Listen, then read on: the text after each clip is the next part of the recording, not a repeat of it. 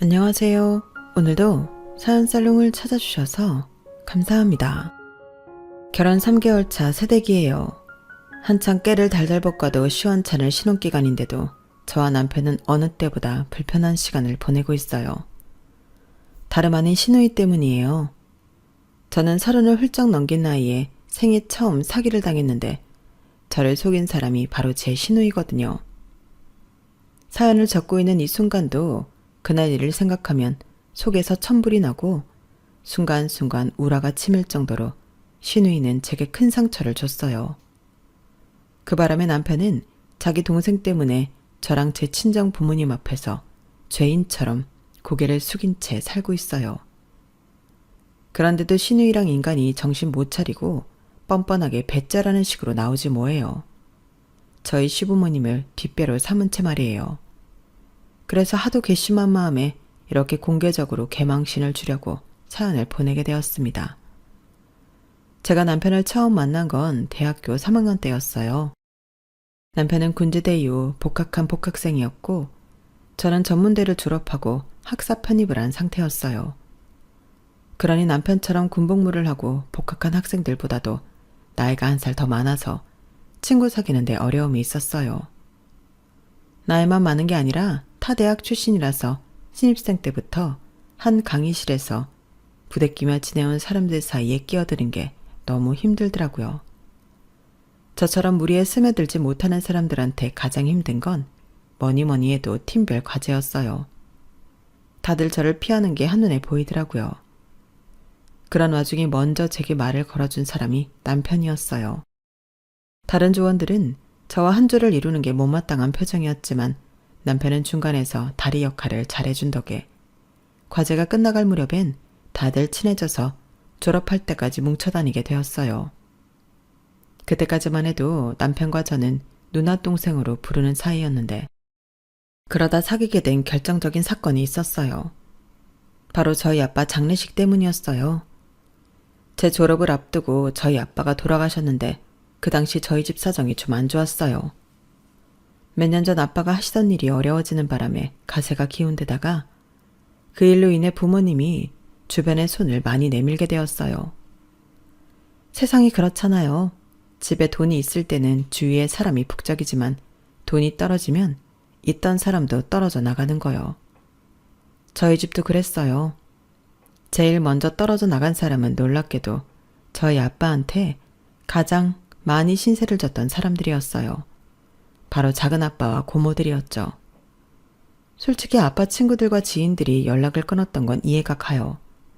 저희 아빠를 돕다가 자신들도 힘들어질 게 뻔했으니까요. 하지만 아빠 형제들은 정말 그러면 안 되는 거였어요.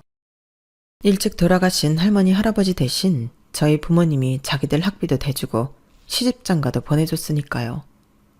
받을 때는 알뜰하게 챙겨가 놓고는 정작 우리 집이 어려워지니까 저희 집만 빼고 나머지 형제들이 모여서 여행도 같이 다니고 명절도 같이 지내고 했더라고요. 저희 아빠가 돌아가셨다는 보고를 듣고도 가족들을 데리고 장례식장에 찾아오기는커녕 작은아빠와 두 고모만 잠깐 얼굴을 비추고는 바로 가버렸어요. 혹시라도 자기들한테 힘든 소리 할까봐 겁이 나서 그랬는지는 모르겠지만 그래도 인간들이 그러면 안 되는 거잖아요. 상황이 이렇다 보니 장례식을 도와줄 사람이 너무 없었어요. 캐나다에 사시는 외삼촌이 급하게 들어오셔서 장례 일정 내내 도와주시기는 했지만 그래도 여전히 손이 부족하기 마찬가지였죠.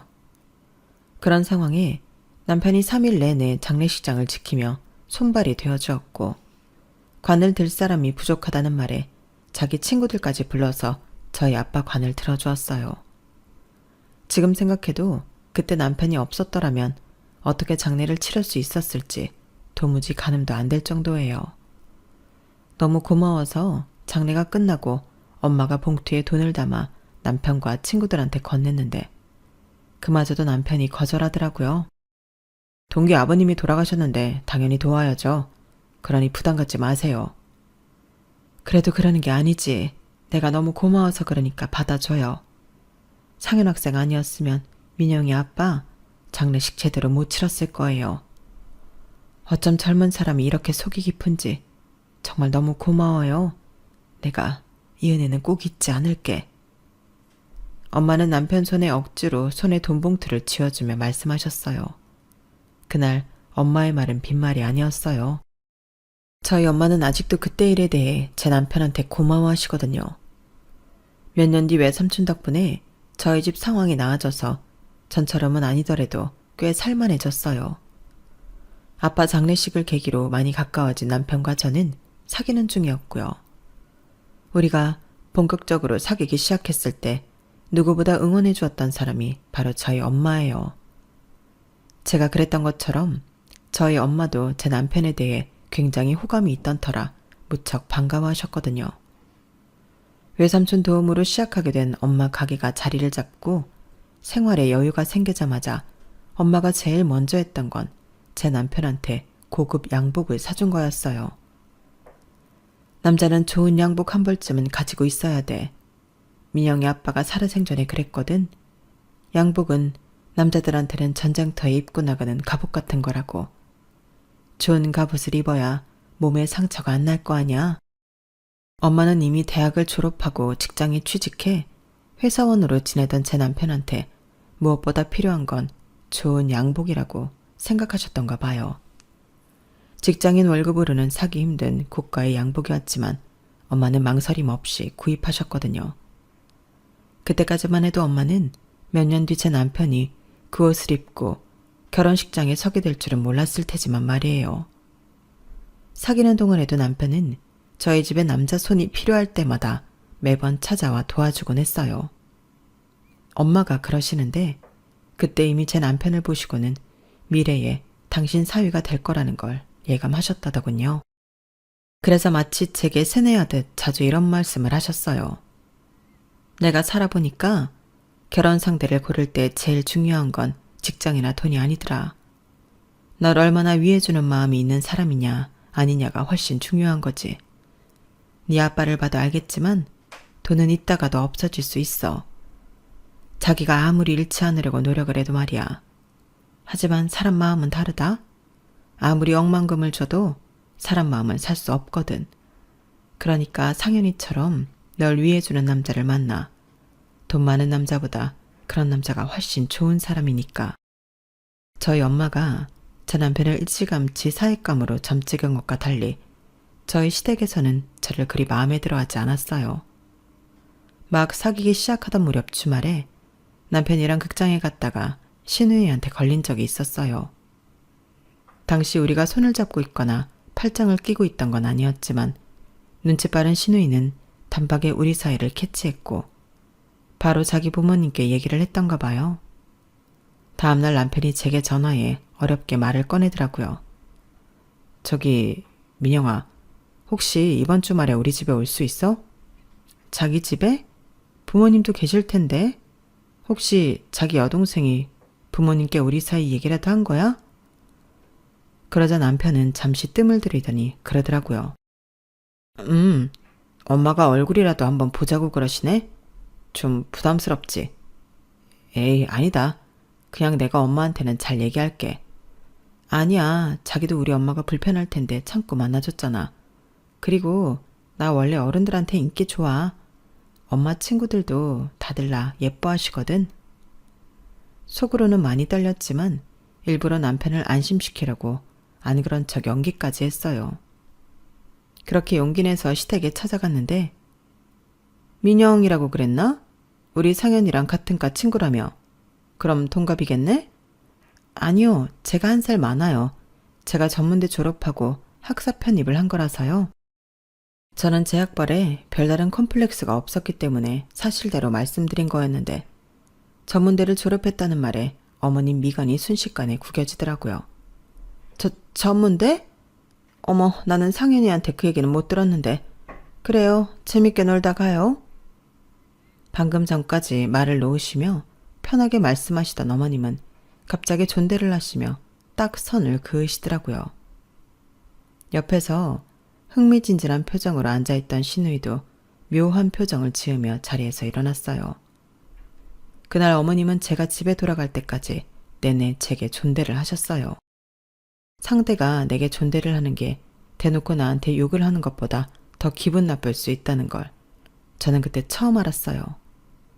그런데 남자들이 신경이 무딘 건지 아니면 제 남편이 유독 그런 건지 모르겠지만 갑자기 시작된 어머님의 존대에 대해 남편은 아무 이상을 못 느끼더란 거예요. 아무리 아랫사람이라지만 초면이니까 존대를 하셨던 게 아닐까? 오히려 반말을 하시는 것보다 그게 나은 거 아니야? 자기야, 내가 말하는 건 그런 의미가 아니잖아. 처음부터 그러셨으면 나도 분명히 그러려니 했을 거야. 그런데 어머님께서는 처음에는 말을 놓으시다가 내가 전문대 나왔다는 말씀을 드린 이후부터 깍듯하게 존대를 하셨다는 게 문제라고. 그건 선을 그어놓고 이 안으로 들어올 생각 말라는 일종의 선전포고라고. 한마디로 나를 자기 애인으로 받아들이지 않겠다는 의미야. 자기는 그걸 모르겠어? 글쎄다. 나는 그렇게까지 생각할 필요는 없다고 생각하는데. 남편은 끝까지 제가 과민하게 반응하는 것처럼 생각했지만 얼마 뒤 제 생각이 맞다는 게 밝혀지게 되었어요. 어머님이 남편한테 선자리에 나가라고 하셨거든요. 그제야 남편도 자기 엄마가 저를 탐탁치 않게 생각한다는 걸 깨닫게 되었어요. 그래서 자기 엄마가 시키는 대로 선보러 나갈 거야? 아니야, 내가 손은 봐서 뭐해. 그건 자기한테도 그렇고 상대방한테도 신뢰되는 일인데. 아, 엄마가 왜 이러는지 진짜 모르겠어. 아무튼 내가 선보는 일은 없을 테니까 자기도 너무 걱정하지 말고 마음 풀어.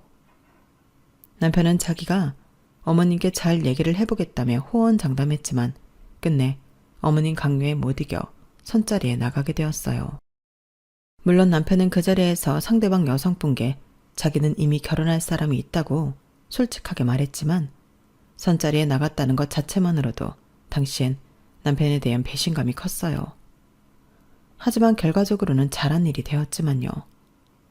선자리 이후 어머님은 상대방 부모한테 얼마나 욕을 먹었는지 더 이상 남편을 선자리에 내보내지 않았거든요. 그렇다고 저를 며느리로 받아들일 생각도 없었어요.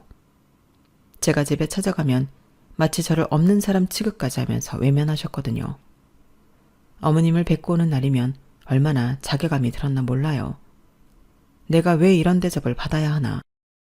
나 싫다는 사람한테 언제까지 고개를 숙이고 들어가야 하나 하고 말이죠. 그래서 남편이랑 헤어지려고 했던 적도 있었어요. 하지만 인연이 되려고 그랬는지 헤어지려고 할 때마다 남편이 절실히 필요한 상황이 이어졌고 결국엔 내가 믿고 기댈 사람은 남편밖에 없다는 걸 깨닫게 될 뿐이었어요. 그래서 어머님이 그렇게 눈치를 주셔도 끝까지 남편 옆에서 떨어지지 않았어요. 그랬더니 어머님도 더는 저를 떼어낼 궁리를 하지 않으시더라고요. 대신 결혼을 질질 끌며 제가 지쳐서 스스로 나가 떨어지기를 기다리시는 것 같았어요. 그러는 사이 남편보다 3살 아래인 시누이가 결혼을 하게 됐어요. 시누이 부부는 인테리어 관련 회사에 함께 다니고 있었는데 서방님이 몇 년 전 회사를 나가 개업을 했고 결혼 이후에 시누이도 회사를 그만두고 서방님 회사에서 같이 일을 하고 있어요.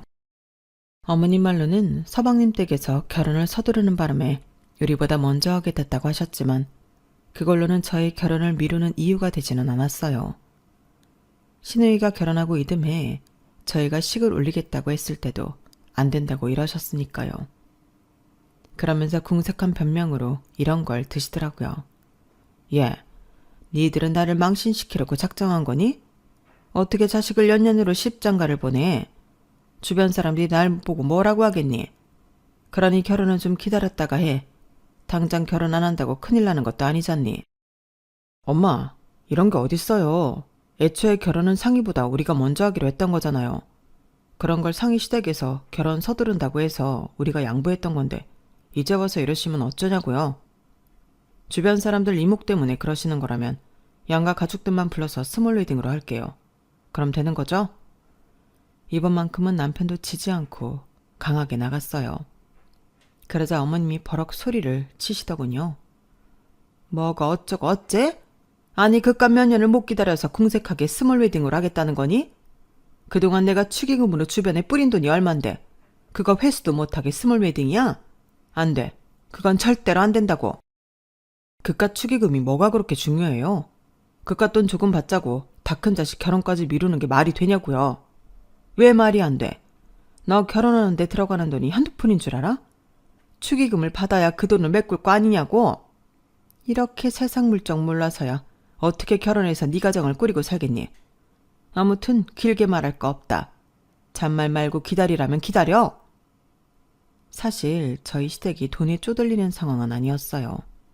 오히려 그 반대였죠. 아버님은 서울 토박이로 서울 시내에 땅을 많이 가지고 계셨는데 다들 아시다시피 서울 땅값이 좀 비싼가요? 예전엔 버려진 땅과 진배 없던 땅들조차 아파트가 들어설 때마다 가격이 올랐으니 그 덕에 작지만 건물도 하나 가지고 계시고 집도 2채나 가지고 있었어요. 그런데 축의금 때문에 자식 결혼까지 미루겠다고 하시니 도저히 이해가 안 가는 상황이었죠. 결국 그건 저와는 결혼을 안 시키겠다는 것과 다를 바가 없는 얘기였어요. 그걸 알면서도 남편과 헤어지지 못했으니 저도 참 답답한 사람이긴 했죠. 그렇게 2년이 지나고 이젠 어머님도 더는 핑계를 댈 명목이 없게 되었을 때 그제야 우리는 결혼식을 올리게 되었어요. 그런데 결혼을 준비하는 과정에서 시누이 내외가 자신들이 저희 신혼집 인테리어를 맡아주겠다고 나선 거예요. 올케 언니, 어차피 신혼집 들어갈 때 리모델링 공사는 한번 해야 하잖아요. 신축 아파트도 아니고 10년도 더 된 집인데.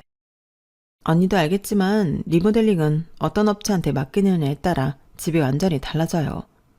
가격은 말할 것도 없고요. 그래서 아는 사람한테 맡기는 게 최고라니까요. 내 입으로 이런 말 하긴 좀 그렇지만 우리 그이가 이쪽 업계에서는 좀 알아주는 사람이거든요.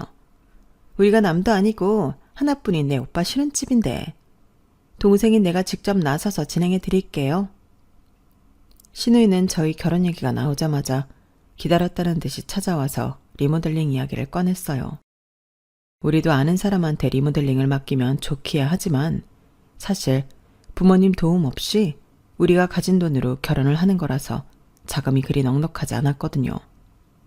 그래서 연식이 좀 되더라도 아파트 전세 보증금보다 저렴한 돈으로 살 수 있는 빌라를 샀던 거였고요.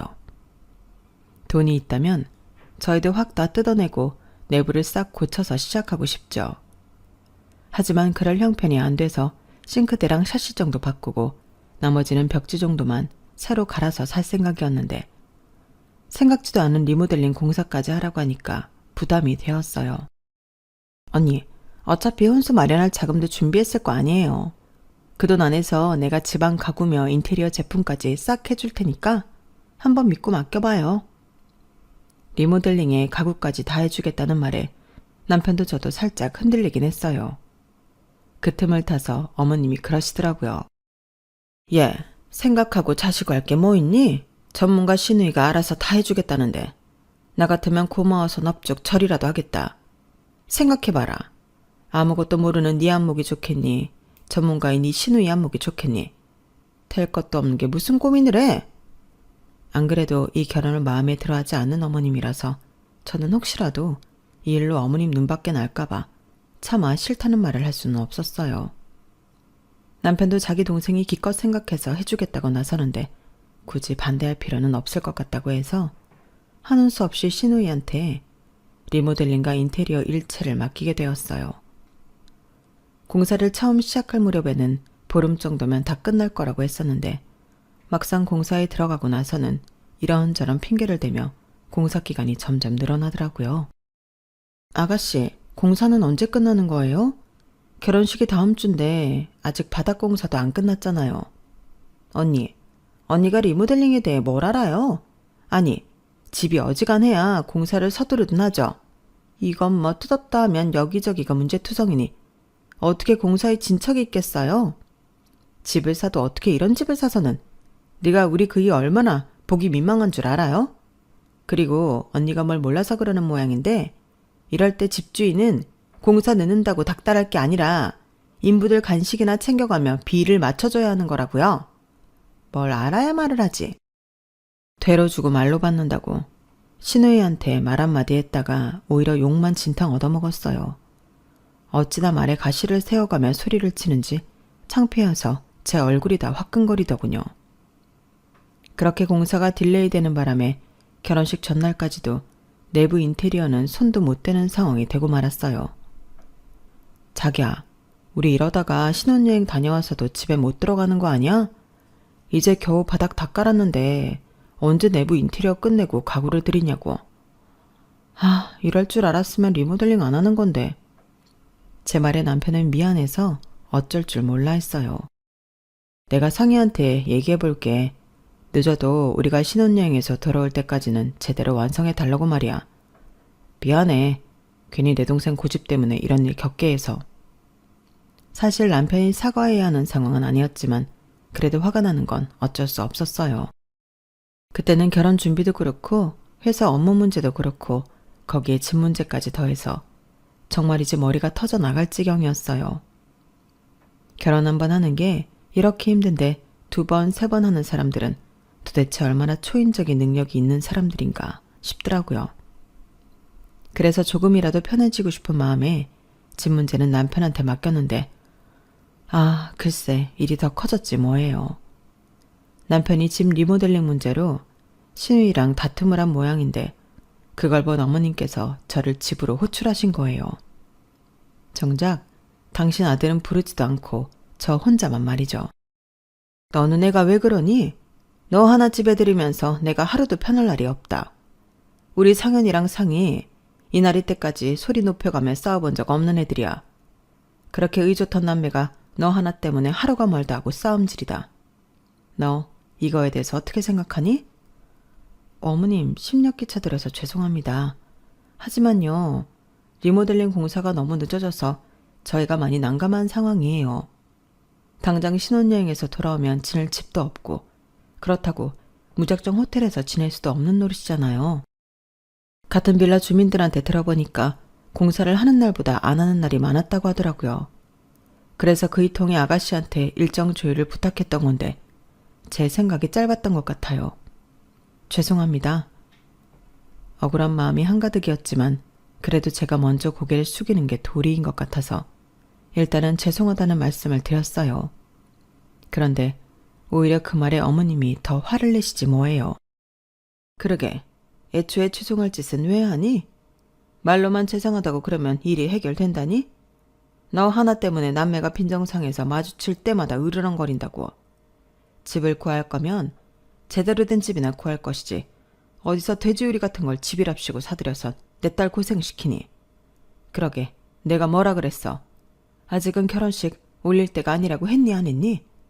돈 좀 모을 때까지 진득하게 기다렸으면 될걸. 그렇게 결혼식 올려달라고 닥달을 해대더니 결국 이런 일이 터진 거잖아. 너 전생에 결혼 못해서 죽은 귀신이라도 붙은 거니? 내 아들한테 그렇게 달라붙는 이유가 도대체 뭐냐고. 설마 우리 집 재산 보고 그러는 거야? 나 죽고 나면 우리 집 재산 네 손에 들어갈 것 같아서 그러는 거냐고. 집 문제로 시작했던 어머님 훈계는 말이 길어질수록 저에 대한 비난으로 이어졌어요. 그렇게 2시간을 꼬박 어머님한테 욕을 먹고 난 저는 그동안 쌓였던 스트레스와 수면 부족으로 점점 한계점에 다다랐고 어머님 목소리가 귓가에서 윙윙 울리기 시작하더니 시야가 뿌옇게 변하면서 그대로 정신을 잃고 말았어요. 눈을 떠보니 이미 병원에 이송된 상태였는지 제가 병상에 누워있더라고요. 옆에는 남편이 제 손에 얼굴을 묻고 앉아 있었고요. 제 손의 움직임을 느꼈는지 남편이 고개를 들었는데 얼마나 울었는지 눈이 퉁퉁 부어 있었어요. 민영아, 이제 정신이 좀 들어? 너 잘못되는 줄 알고 정말 놀랐잖아. 엄마가 도대체 뭐라고 했길래 기절을 한 거야? 밥은 또 왜 그렇게 안 먹고 잠은 또 왜 그렇게 안 잔 건데? 의사 선생님이 영양실조에 수면 부족이라고 하더라. 요즘 세상에 어떻게 영양실조에 걸릴 수가 있느냐고. 내가 미안해. 다 내가 잘못했어. 그러니까 참지 말고 나한테 화를 내. 너 자꾸 참기만 하면 정말 큰일 난다고 그랬단 말이야. 도대체 의사 선생님한테 얼마나 혼났길래 남편이 저를 붙들고 애처럼 펑펑 울었는지 모르겠지만 정신을 잃고 깨어나 보니 정말 정신이 번쩍 드는 것 같았어요. 남편 말대로 그동안 집 때문에 스트레스로 밥도 잘 못 먹고 잠도 잘 못 잤는데 왜 피해자인 제가 신우이랑 시어머니한테 욕을 먹어야 하나 싶더라고요. 내가 좋아서 평생을 같이 살기로 한 남자를 애처럼 펑펑 울게 하면서 말이죠. 그래서 그때 살짝 각성했던 것 같아요. 다음날 태어난 이후 저는 저희 신혼집으로 갔어요. 바닥엔 공사 장비와 쓰레기들이 널브러져 있고 어느 것 하나 제대로 마무리된 것이 없더군요. 일단 휴대폰을 꺼내 일일이 사진을 찍었어요. 공사가 진행 중인 상태며 부자재와 쓰레기까지 빠짐없이 말이죠. 그리고는 이걸 신우이한테 톡으로 보냈어요. 공사를 비롯해 인테리어까지 마무리 가능한 날짜를 보내달라고요. 안 그러면 공사 대금 한 푼도 못 준다고 말이죠. 그랬더니 득달같이 전화가 왔더라고요. 이게 무슨 소리예요? 공사 대금을 못 준다니. 이런 말도 안 되는 경우가 어딨어요? 그건 내가 할 소리예요. 애초에 가능하다고 했던 마감 날짜 2주나 더 지났지만 여전히 집안 꼴이 이 모양이잖아요. 집에 와보니 벌써 며칠째 공사도 안 했다고 윗집 아주머니께서 그러시네요. 평소에도 공사하는 날보다 안 하는 날이 더 많았다고요. 이거 어떻게 된 거예요? 나한테는 공사 시일이 촉박하다고 그러더니 아닌가 보네요. 아무튼 우리도 기다릴 만큼 기다렸고 아가씨 쪽에서 도저히 공사 마무리 못하겠다고 하면 다른 업체에 맡길 거예요. 어떻게 할래요? 제가 강하게 나가자 신우이는 그제야 강아지처럼 낑낑대면서 저희가 신혼여행에서 돌아올 때까지는 책임지고 인테리어까지 맞춰놓겠다고 했어요. 만약에 못하면 그땐 어떻게 할 건데요? 아니, 한다고 해도 얼렁뚱땅 엉망으로 대충 해버릴 수도 있는 거잖아요. 신혼여행에서 돌아왔을 때도 여전히 흙먼지 날아다니고 있을지 모르는데 아가씨가 우리한테 뭔가 확신은 줘야 하잖아요. 아 진짜 좋아요. 공사가 완료 안 됐거나 하자가 있을 시 공사대금의 3배 보상하면 되잖아요. 됐어요? 언니가 사람을 질리게 하는 면이 있는 거 알아요? 엄마가 왜 그렇게 언니를 반대했나 했더니 이제 보니 그 이유를 확실히 알겠네. 잔뜩 삐친 신우이는 그렇게 전화를 끊었어요. 일단 구두라도 약속을 받아낸 저는 결혼식 전에 끝내야 할 회사 업무에만 집중하기로 했어요. 드디어 결혼식 당일이 되었고 무사히 식을 마치고 신혼여행을 떠났어요. 에메랄드빛 바다가 펼쳐진 몰디브 풍경 덕에 그동안 머리를 꽉 조이던 고민들이 하나둘 날아가는 기분이 들었어요. 5박 6일 동안 업무도 없고 스트레스도 없는 그곳에서 모처럼 꿈같은 시간을 보낸 우리는 한국으로 돌아가는 날이 돼서는 그렇게 아쉬울 수가 없었어요. 인천공항에 도착해보니 그자의 현실적인 고민들이 하나둘 몰려오더라고요. 그 중에서 가장 큰 고민은 바로 집 문제였어요. 한국으로 돌아오기 전날 신우이는 남편한테 리모델링이 완성된 집을 사진을 찍어 보내주었는데 제가 쪼아댄 효과가 있었는지 꽤 깔끔하게 잘 나왔더라고요. 다만 아쉬운 점이 있다면 가구와 집안 분위기였어요. 요즘은 사람들이 밝고 화사한 느낌으로 집을 꾸미던데 신우이가 해준 인테리어는 다소 어둡고 올드해 보였거든요. 신우이는 앤틱 가구라서 그렇다며 신경 써서 좋은 걸로 넣어줬더니 트집이냐고 문자로 툴툴대더라고요. 아무튼 직접 보고 판단하자 싶어서 시댁에 인사를 드리러 가기 전에 먼저 저희 신혼집으로 향했어요. 그런데 앤틱 가구라고 해서 저희는 앤틱풍의 새 가구인 줄 알았더니 정말 앤틱이더라고요. 좋게 말해서 앤틱 가구지 이건 누가 봐도 남이 쓰던 일반 중고 가구였어요. 사진으로 볼 때보다 상태도 더 형편없었고요. 나무 탁자는 물을 먹어서 그런지 상판이 갈라진 곳이 꽤 있는 데다 침대 역시 헤드가 꼬질꼬질하게 때가 타 있더라고요. 집 안에 있는 가구들 중 어느 하나도 온전한 게 없을 정도였어요. 심지어 가죽 소파에는 얼룩까지 져 있더라고요. 이게 뭐야? 이게 무슨 앤틱 가구야? 그냥 중고나라지. 자기야, 이거 너무 심하지 않아? 아니, 비싼 가구라서 추가 비용까지 들었다더니 가구들 꼴 좀 봐. 누가 쓰다 버린 걸 집어왔다고 해도 믿을 정도잖아. 이런 걸 어떻게 써? 이 기집애가 진짜 사람 가지고 장난치는 것도 아니고 일단 내가 전화해 볼 테니까 당신은 좀 쉬고 있어. 남편은 얼굴이 벌겋게 달아올라서는 휴대폰을 들고 화장실로 들어갔어요. 저는 도저히 먼지 물을 얼룩져 있는 소파에 앉고 싶지도 않아서 그대로 주방으로 향했어요. 그런데 주방 싱크대가 이상하게 기울어진 느낌이 들지 뭐예요. 그래서 상판에 볼펜을 올려보았더니 돌돌돌 굴러가는 거예요. 제가 본 대로 기울어진 게 맞더라고요. 뿐만 아니라 바닥 미장을 잘못했는지 집안 곳곳에 마룻바닥이 울퉁불퉁해서 의자며 식탁이 흔들거리더라고요. 의심에 의심을 물고 온다고 하나가 거슬리니까 하나같이 전부 다 거슬리기 시작했어요. 베란다 타일이며 욕실 타일도 엉망으로 붙어있고 개수대랑 변기는 어디서 쓰던 걸 뜯어온 것처럼 상태가 엉망이었어요. 집안 전체가 사진 찍기용 말고는 어느 것도 제대로 사용할 수 없는 수준이더라고요. 이래놓고는 1억 2천이나 받아먹었다니 도저히 용서가 안 됐어요. 신우이랑 통화를 하겠다고 안방 화장실로 들어갔던 남편은 하려던 전화통화는 못하고 온몸이 쫄딱 젖어서 나왔더라고요. 아이씨, 공사를 어떻게 했길래 세면대 물이 사방으로 튀어. 아, 진짜 이 기집애를 어떻게 해야 되지? 뭘 어떻게 해. 자기가 한 일은 자기가 책임지게 해주면 되지. 일단 어머님께 전화드려. 저녁 때 집으로 찾아뵙겠다고. 그리고 아가씨 내에도 오라고 하고. 남편한테 그렇게 말해놓고 저는 집안의 하자 부분을 사진과 동영상으로 촬영을 했어요. 그리고는 제가 원래 봐두었던 인테리어 업체에 연락해 리모델링 견적을 내달라고 부탁드렸어요. 다행히 시간이 되셔서 바로 와주신 덕분에 1시간도 안 돼서 대략적인 견적을 뽑을 수 있었어요. 이거 죄다 중고로 끼워놓았네요. 아, 요즘에도 이런 양심불량이 있나. 이 모델은 한 10년 전에 나왔던 모델인데 이게 모양만 그럴듯하지 완전 예쁜 쓰레기나 마찬가지예요. 요즘엔 동네에서 장사하는 분들도 이런 거 안 쓰는데 도대체 어느 업체에서 하신 거예요? 이 사람들은 리모델링이 기본조차 안 된 사람들이라고요. 와, 내가 더 화나네? 그런데 그 순간 업체 직원이 거실에 놓인 탁자를 보더니 충격적인 얘기를 하는 거예요. 그 말에 남편은 한숨만 푹푹 쉴 뿐 아무 말도 하지 못했어요. 그리고 드디어 그날 저녁 남편과 함께 시댁으로 갔더니 신우이 내외가 먼저 와 있더라고요. 추가 공사 대금이랑 인테리어 추가 비용을 준다고 했더니 한 걸음에 달려와 있었어요. 시어머니께 면세점에서 사온 선물을 드리고 신우이 내외한테는 두툼한 돈 봉투를 내밀었어요. 그러자 부부가 아주 좋아서 입이 찢어지더라고요. 하지만 그 표정은 봉투 속을 확인한 즉시 처참하게 구겨졌어요.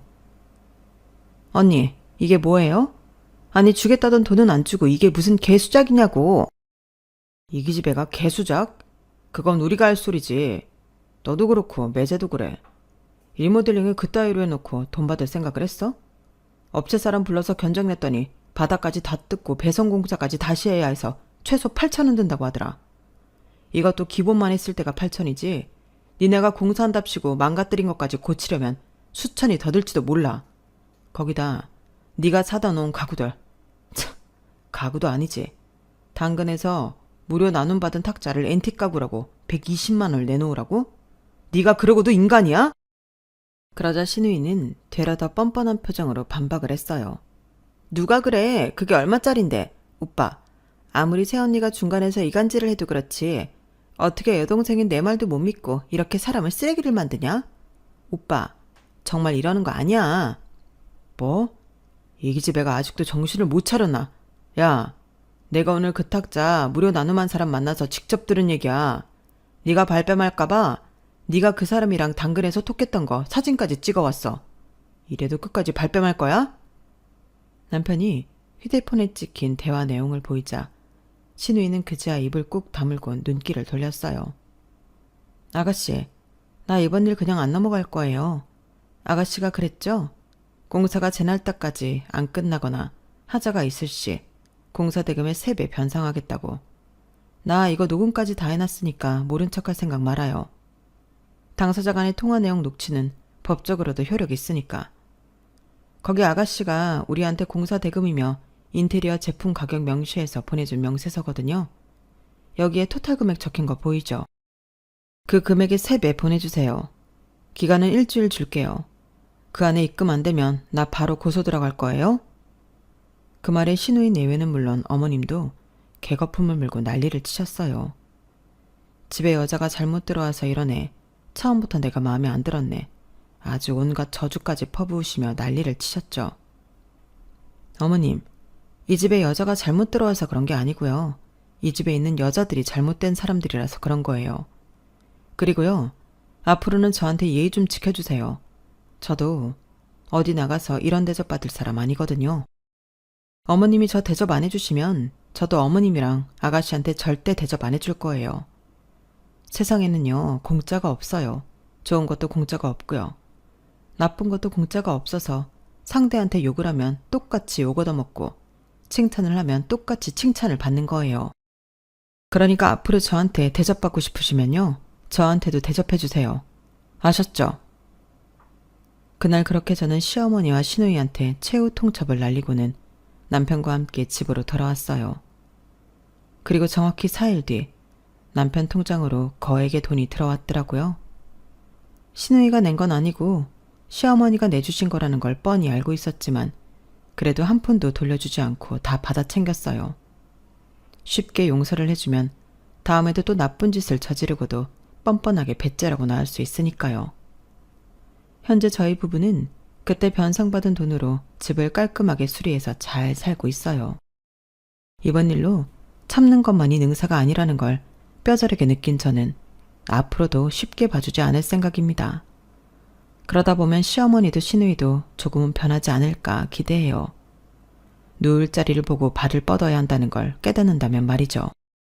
지금까지 제 사연을 들어주셔서 감사합니다. 건강 잘 챙기시고 좋은 하루 보내세요. 여러분, 사연 댓글에 응원과 현명한 조언 부탁드려요. 좋아요와 구독은 저에게 큰 힘이 됩니다. 오늘도 좋은 일 가득하세요.